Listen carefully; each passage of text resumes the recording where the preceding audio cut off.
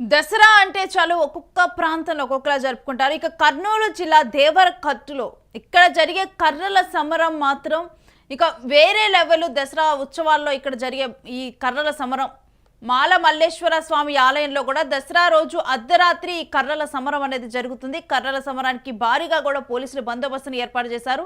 దేవరగట్టులో పండగ పూట ఇదొక నెత్తుడి క్రీడలాగే చెబుతారు. భక్తి హింస కలగలిసిందే ఈ కర్రల సమరం. దశాబ్దాలుగా కూడా ఇక్కడ కర్రల కొట్లాట జరుగుతూ ఉంది.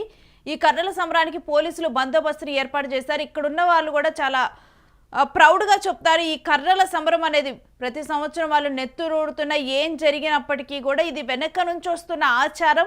ఈ ఆచారాన్ని వాళ్ళు అస్సలు వదులుకోవడానికి అసలు సిద్ధంగా ఉండరు. దీన్ని చాలా ఉత్సాహంగా జరుపుకుంటారు. దసరా వస్తుందంటే దేవరకట్లో ఈ ఉత్సవాన్ని చూడటానికి కూడా వెళ్ళే వాళ్ళు చాలా మంది ఉంటారు.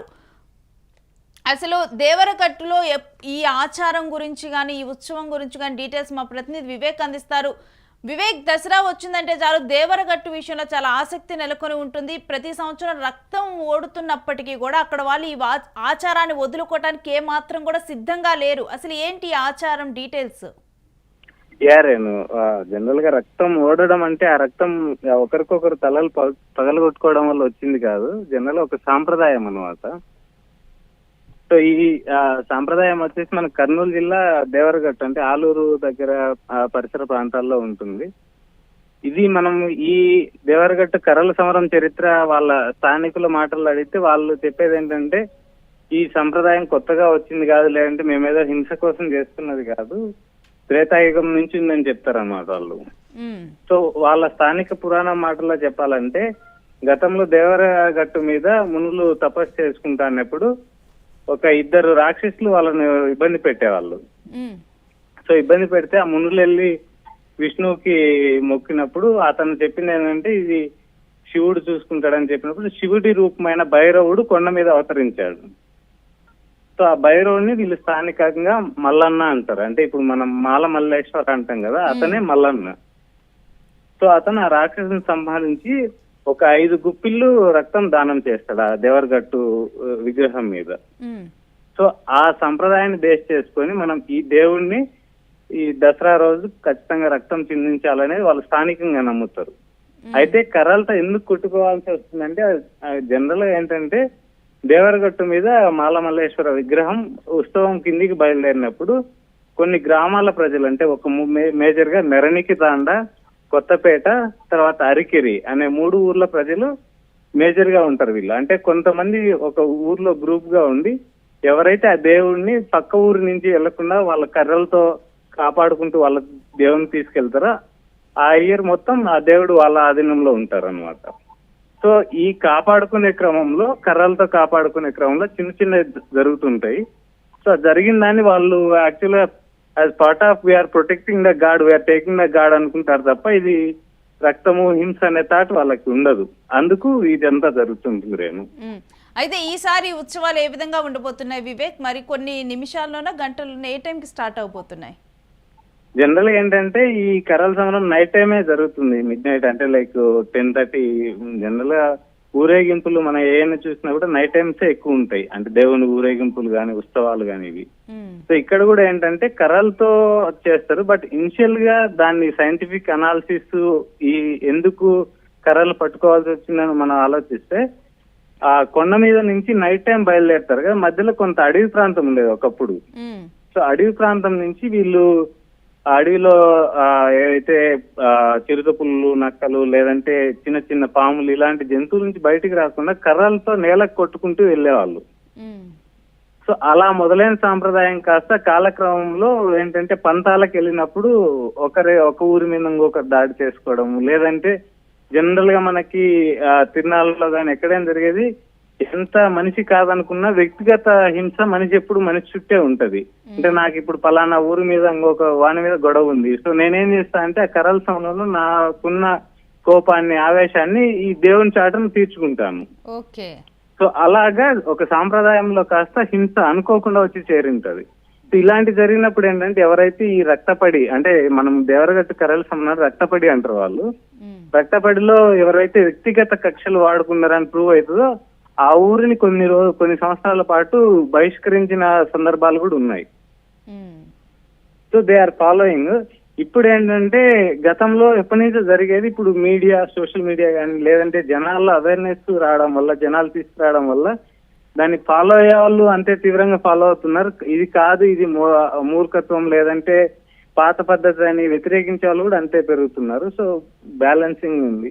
దీనికి ఏం చేస్తున్నారంటే గవర్నమెంట్ సైడ్ నుంచి ప్రొటెక్షన్ ఉంటుంది. అంటే స్పెషల్ గా పోలీసులు కానీ, తర్వాత వీళ్ళు జనరల్ గా మనకి ఈ హాస్పిటాలిటీ వాళ్ళు అంటే నర్సులు కానీ, డాక్టర్లు కానీ రెడీగా ఉంటూ గవర్నమెంట్ కూడా వీలైనంత నష్టాన్ని తగ్గించే ప్రయత్నాలు జరుగుతున్నాయి ఇప్పుడు. ఉమ్. అయితే ఇక అక్కడ బందోబస్తులో భాగంగానే అంబులెన్స్ల ఏర్పాటు కానీ, డాక్టర్స్ని అక్కడ అవైలబుల్గా కొంతమందిని ఉంచడం కానీ ఇటువంటి చర్యలు కూడా ఉంటాయా వివేక్? ఖచ్చితంగా ఉంటాయి. ఎందుకంటే మనం అట్ ది ఎండ్ కల్చరల్ గా డైవర్సిటీ ఉన్న భాగంగా ఎవరి కల్చర్ అది కొందరికి మూర్ఖత్వం అనిపించి, కొందరికి అనాగరిగా అనిపించచ్చు కానీ బట్ కొంతమంది ఫాలో అవుతున్నారు దాన్ని. అలాంటి వాళ్ళకి మనకి ఎప్పుడు ఇండియన్ కాన్స్టిట్యూషన్ కానీ లేదంటే వీళ్ళు ఎప్పుడు రెస్పెక్ట్ ఇస్తారు. ఆ క్రమంలో ఈవెన్ నాట్ ఓన్లీ దేవరగట్టే కాదు, ఇప్పుడు మనకి చిత్తూరు జిల్లాలో జల్లికట్టు జరుగుతుంది తమిళనాడులో కూడా. అప్పుడు కూడా గవర్నమెంట్ ఏం చేస్తుందంటే దెబ్బలు తగులుతాయి, ఆ తగిలినప్పుడు ఉపశమనం కోసం వాళ్ళు క్యాంపులు నడుపుతుంటారు ఖచ్చితంగా. సో సేమ్ ప్రాసెస్ ఇక్కడ కూడా. వీళ్ళు దెబ్బలు తగిలినాయి రేపు మనకు అనిపించచ్చు, ఈ రోజు ఏదో ఉన్మాదంలో ఆవేశంలో దెబ్బలు తగిలినాయి, రేపు పొద్దున తగ్గినప్పుడు గాయాలు కనపడతాయి కదంటే వాళ్ళు అలా ఫీల్ అవ్వరు. ఎందుకంటే వాళ్ళు చేతిలో బండారు అంటారు. అంటే బండారు ఈజ్ నథింగ్ బట్ పసుపు కుంకుమ మిక్చర్. ఎవరికైతే గాయాలు తగులుతాయో వాళ్ళు మాకు బండారు పూసుకోవడం తగ్గిపోతుంది అంటారు అనమాట. ఇది ఇలాంటి వాతావరణమే నేను గతంలో ఒక 4 months బ్యాక్ అంటే మేలో మా కడప జిల్లా నెల్లూరు బార్డర్ లో బాటా సింగనపల్లిలో జరిగింది. అంటే ఇది ఒక తిరునాళ్ళు జరిగింది, ముళ్ళకంప తిరునాళ, కంప తిరునాళ్ళు అని. అక్కడ ఏంటంటే వాళ్ళు కంప మీద బేర్ బాడీతో పొర్లుతారు కంప, అప్పుడు రక్తం వస్తుంది. బట్ ఎవరు కూడా అయ్యో నా ఒంటికి ముళ్ళు గుచ్చుకుని రక్తం వచ్చిందని వాళ్ళు బండారు పూసుకుంటారు, వెళ్తారు. సేమ్ వే ఇక్కడ ఇది సంప్రదాయం, అక్కడ రక్తపడి సంప్రదాయం ఉంటాయి. అయితే ఈ ఉత్సవం ఏ విధంగా జరుగుతుంది వివేక్? అంటే వీళ్ళ నమ్మకం ఏంటి? ఈ ఒక ఊరు నుంచి ఒక ఊరికి విగ్రహం తీసుకొని వెళ్ళటం, ఇది ఒకసారి చెప్పరా? జనరల్ ఏంటంటే మెయిన్ ఏదైతే మాల మల్లేశ్వరుడు అంటారు, స్థానికంగా వాళ్ళు మల్లన్న అంటారు. ఆ మల్లన్న దేవరగట్ట అనే కొండ మీద ఉంటది గుడి గాని, తర్వాత విగ్రహం మూల విరాట్ గాని.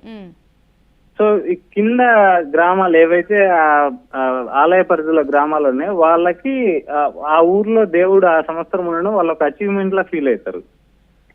ఈ ఇయర్ నేనుంటే నా లెస్ట్ 3 ఊర్లు ఉన్నాయి, ఒక ఊరు నుంచి లాస్ట్ ఇయర్ వచ్చింది. ఆ ఊరు వాళ్ళు మెయిన్ గా కాపాడుకోవడానికి ట్రై చేస్తారు. మిగతా 2 ఊర్లలో ఏంటంటే ఉమ్మడిగా అంటే ఏ ఊరికి వాళ్ళు సెపరేట్ గా ఆ దేవుడు మన ఊరికి వస్తే బాగుండు కదా అని తోసుకోవడము, కట్టలతో అట్ట జరగడంలో ఆ ప్రాసెస్ లో వస్తాయి. సో అట్ ది ఎండ్ రక్తం రావడం కూడా వాళ్ళు part of tradition law feel అవుతారు. ఎందుకంటే చెప్పాం కదా మునులు వేస్తుంటే బైరోడు 5 చుక్కలు రక్తం ఇచ్చాడని. సో దాన్ని వీళ్ళు అలా ఫీల్ అవుతారు. అంటే మా రక్తం అక్కడ ఇవ్వడం ఒక పార్ట్ ఆఫ్ ట్రెడిషన్ ని ఫీల్ అవుతారు. Thanks for details Vivek.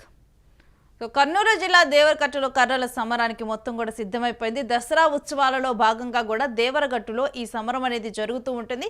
ఇది గతం నుంచి కూడా చాలా కాలం నుంచి కూడా వస్తున్న ఆచారము. ఇక ఈ ఆచారాన్ని వదులుకోవటానికి కూడా అక్కడ వాళ్ళు సిద్ధంగా లేరు. అయితే దీంట్లో కొంత గాయాలు అవుతాయి, రక్తం వస్తుంది. కాకపోతే వాళ్ళు నమ్మేది ఏంటంటే అక్కడ ఉన్నటువంటి బండారు వాళ్ళ ఒంటికి పూసుకున్న తర్వాత ఆ దెబ్బలు వాళ్ళని ఏమీ చేయలేవని కూడా అక్కడున్న వాళ్ళు నమ్ముతూ ఉంటారు. అక్కడ ప్రధానంగా కూడా 3 ఊర్లు వాళ్ళు కూడా ఈ ఉత్సవంలో పాల్గొని చాలా ఘనంగా కూడా దసరాని వాళ్ళు సెలబ్రేట్ చేసుకుంటారు. ఇక దీనికి సంబంధించి ఇప్పటికే పోలీసులు బందోబస్తుని ఏర్పాటు చేశారు. ఒకవైపు అక్కడ ఏమన్నా అనుకోకుండా ఏమన్నా జరిగితే కనుక అంబులెన్స్ని ఇవి కూడా దగ్గరలోనే అవైలబుల్గా అందుబాటులో ఉంచుతారు.